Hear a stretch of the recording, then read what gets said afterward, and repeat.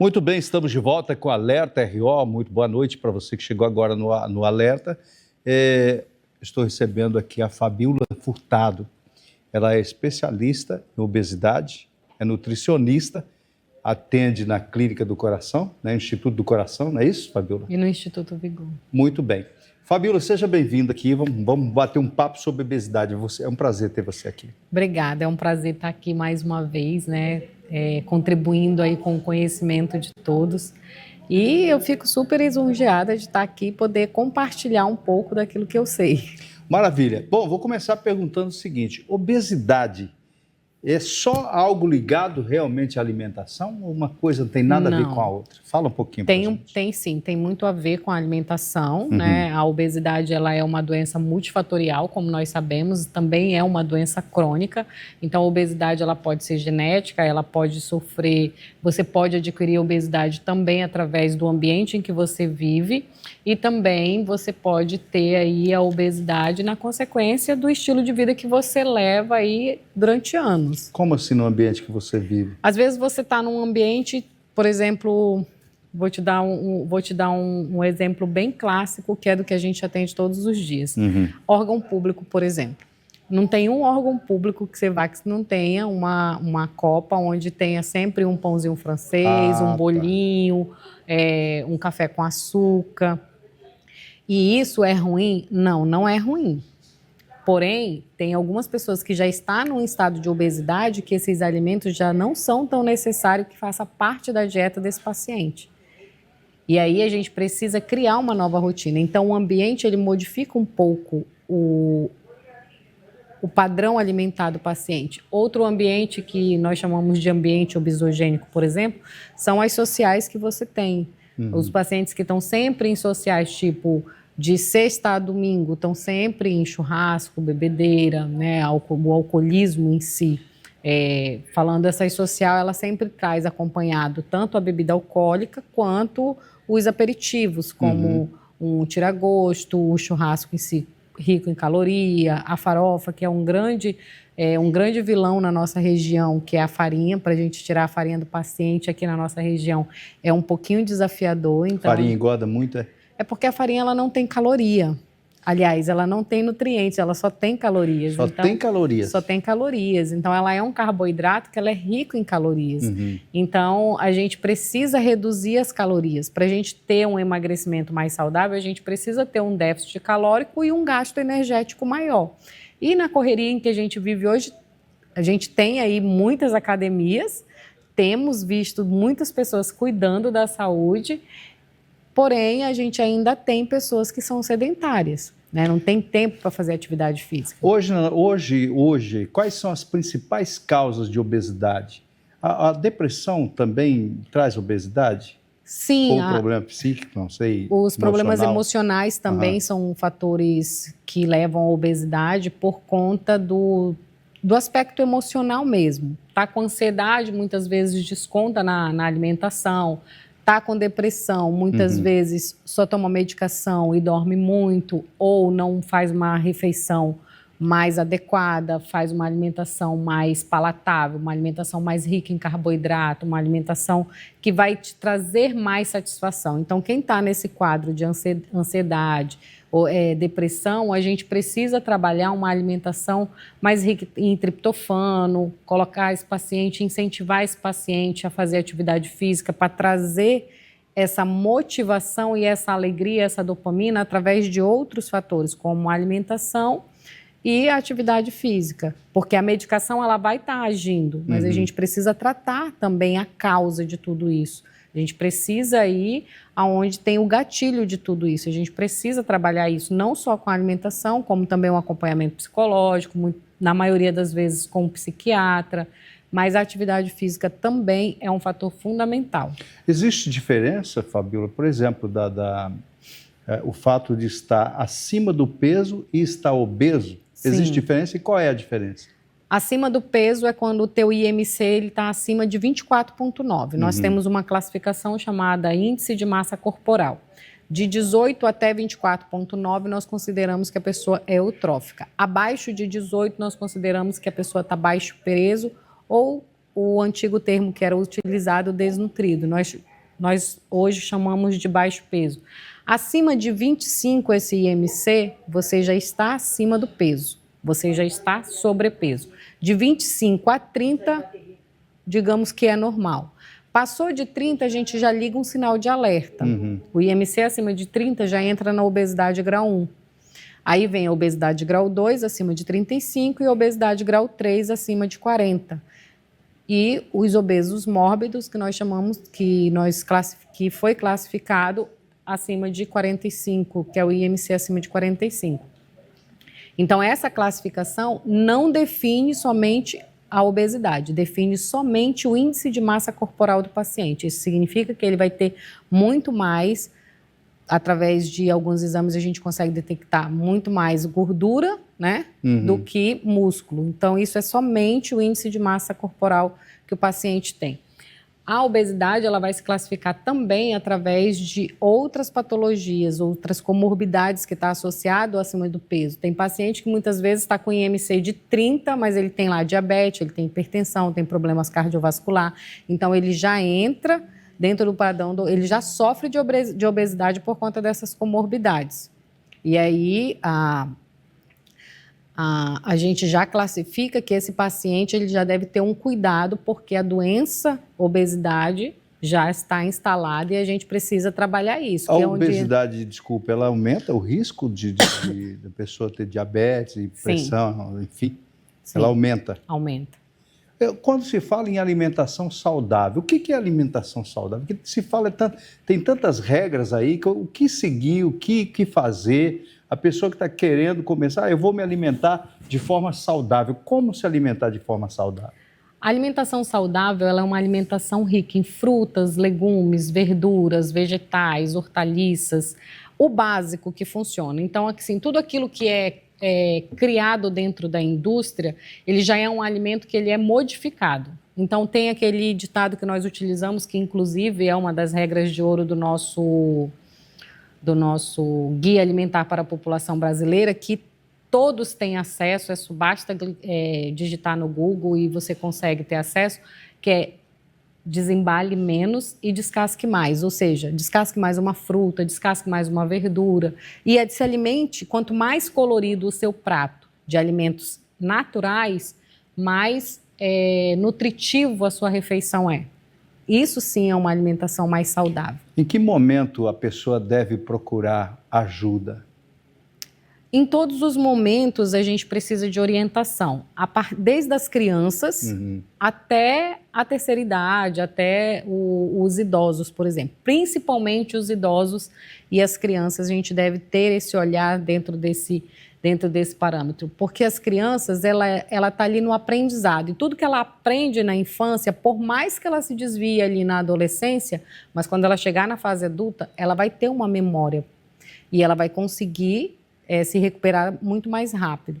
E os idosos, pelo fato de que ele já vem de uma alimentação muito mais primitiva, que era muito mais natural do que hoje, e aí a gente corrigir isso muito melhor na versão hoje. Por quê? Porque a maioria deles não consome uma quantidade de proteína que deveria.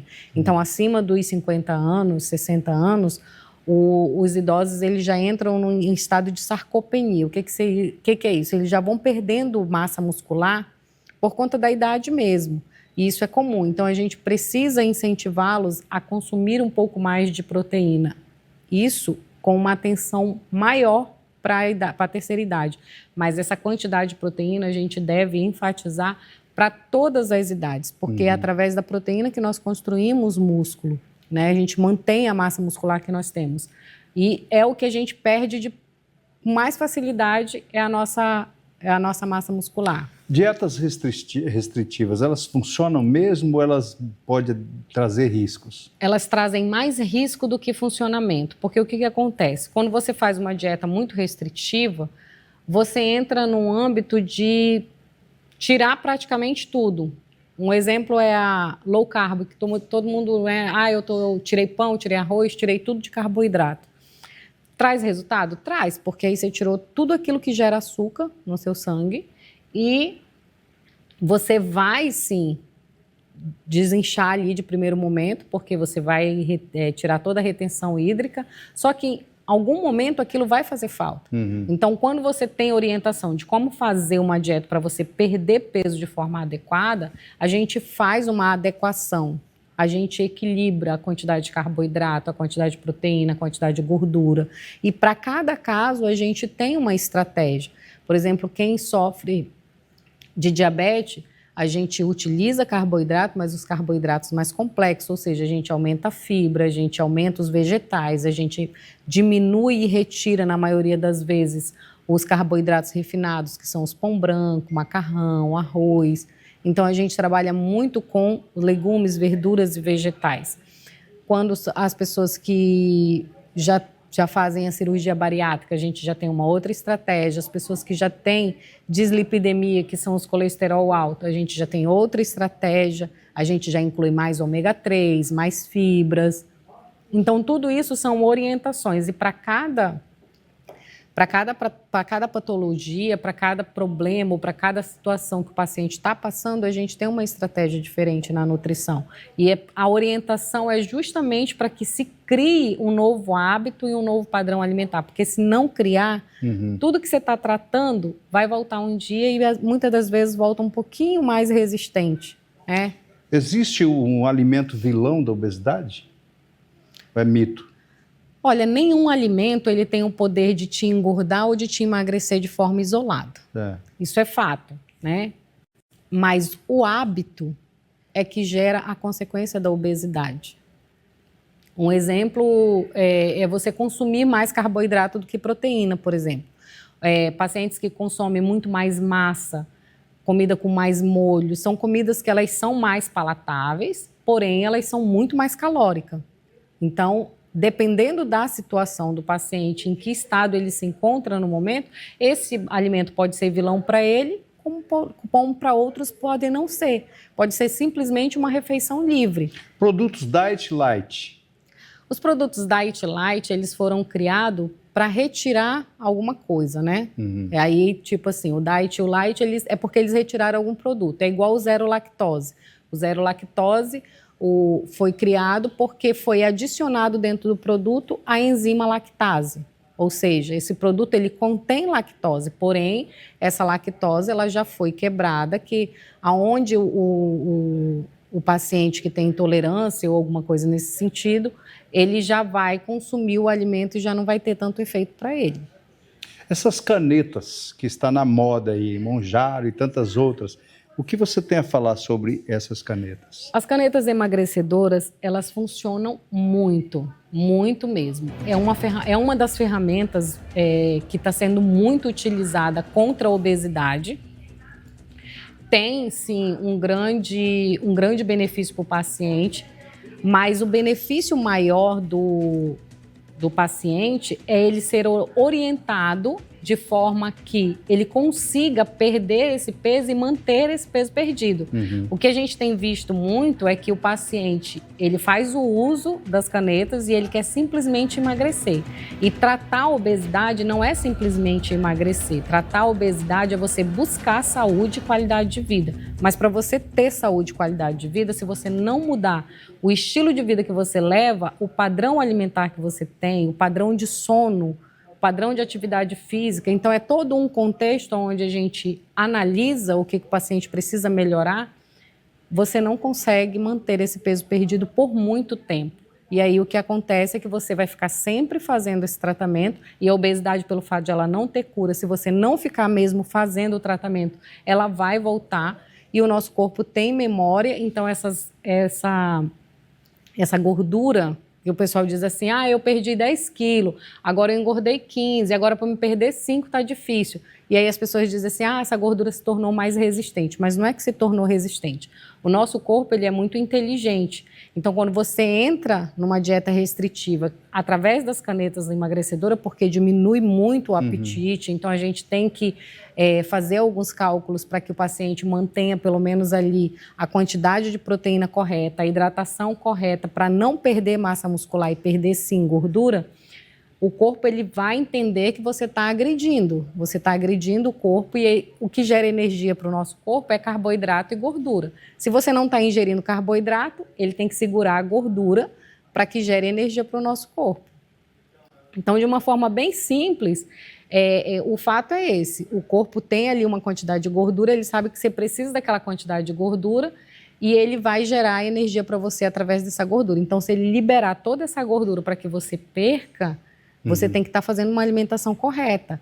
É uma via de mão dupla, você colocando energia e o corpo tirando energia. Então quer dizer que o uso dessas canetas é importante, porém tem que ter um controle de hábito alimentar que se sustente.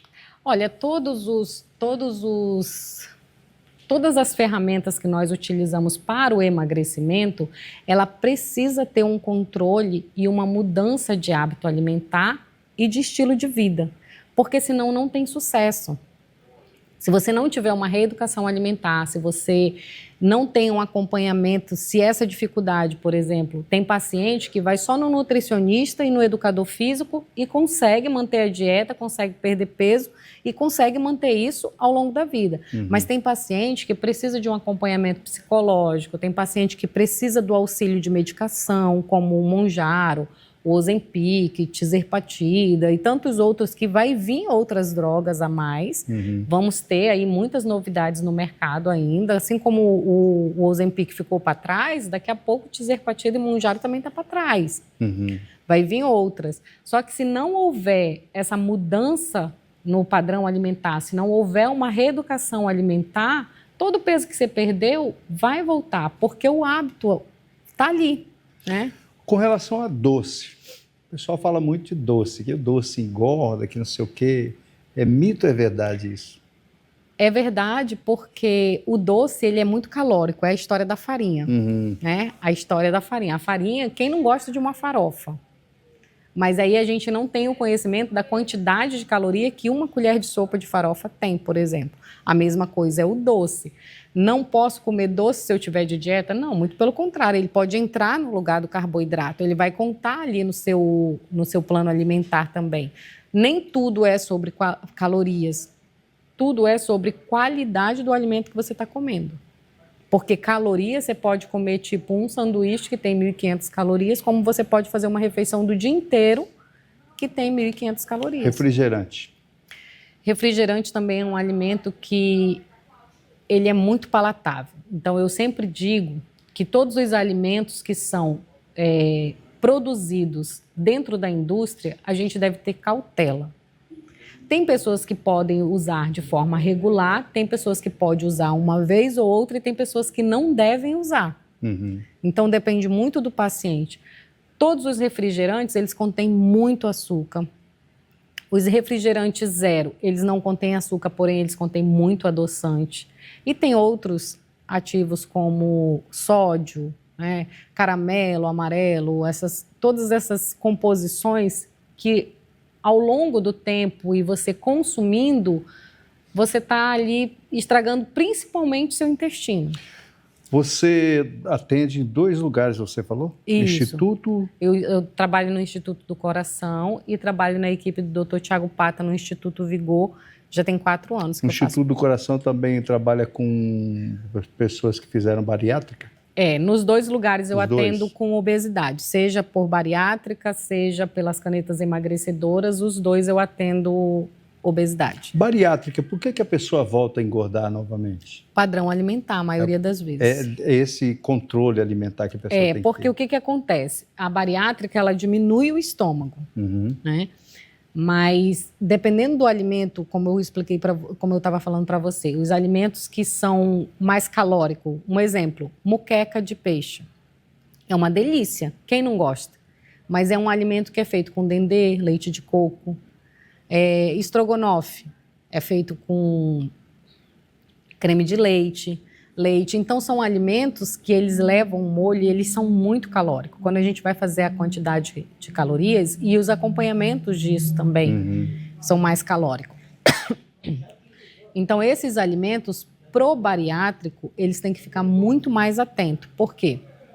Porque é um alimento que chega muito mais rápido no intestino, ele tem uma absorção muito mais rápido, porque ele tem uma passagem mais rápido. E ali, tipo, 2 horas, no máximo, esse paciente já está com fome de novo. Então, ele vai tendo hábitos alimentares irregulares. O consumo de refrigerante, o consumo de bebida alcoólica, os belisques no dia inteiro. Tem paciente que diz assim, mas eu nem como muito, eu não consigo sentar e comer uma quantidade. Mas quando a gente vai fazer o histórico dele, ele come mais vezes porque está beliscando do que se ele sentar e comer mesmo. Aí, com relação à refeição, quantas refeições é essencial por dia? É bem relativo. A gente trabalha entre 3, 6, 8 refeições. Tudo depende do paciente. Um exemplo, um paciente que tem refluxo, problema de refluxo, né? Que o nome popular que todo mundo fala, azia. Um paciente que tem problema de refluxo, a gente já coloca ali uma refeição com quantidade menor, mais vezes ao dia. Um paciente que fez bariátrica e tem uma alimentação normal, a gente calcula em média de 5 refeições ao dia, todas elas com proteína, uma quantidade de proteína em cada refeição, para que ele se mantenha proteico ali durante o dia e mantenha a massa magra no decorrer do processo. Uma pessoa normal, que não malha, que é sedentário, a gente vai calcular a dieta e essa pessoa deve comer no mínimo 3 vezes e pode se calcular até 5, 6 vezes com quantidade menores. Isso vai interferir. O que muda aí? Muda o teu perfil de fome, muda o teu perfil alimentar desde a infância, o que você está disposto a mudar, o que você está disposto a reeducar, o que vai ser melhor para você. Tudo isso é conversado dentro de uma consulta. Tá certo. Bom, quero te agradecer, foi um bate-papo muito bom, acredito que é esclarecedor, né? Obrigado pela sua presença. Imagina, eu que Fica agradeço. convidado a voltar no programa, que é muito importante essas informações para o nosso telespectador. Eu vejo que o que a gente precisa mesmo é ter mais informações sobre a alimentação, porque o que acontece? Todas essas suas dúvidas são dúvidas comuns. Dúvida que a população tem, por falta de conhecimento, não faz o que é certo, porque simplesmente não sabe o que deveria fazer, como ter uma orientação, o que tomar de café da manhã, o que colocar no meu prato, o que é mais calórico, o que é menos calórico. Tá certo. Muito obrigado, viu? Imagina. Vamos para o intervalo comercial. Quero agradecer a sua audiência, você que está com a gente aí acompanhando. Daqui a pouquinho nós vamos falar sobre parceria entre governo e prefeituras. DR de Rondônia promove o 3º workshop para fortalecer gestão de convênios nos municípios. Já, depois do intervalo comercial. Não saia daí porque eu volto rapidinho.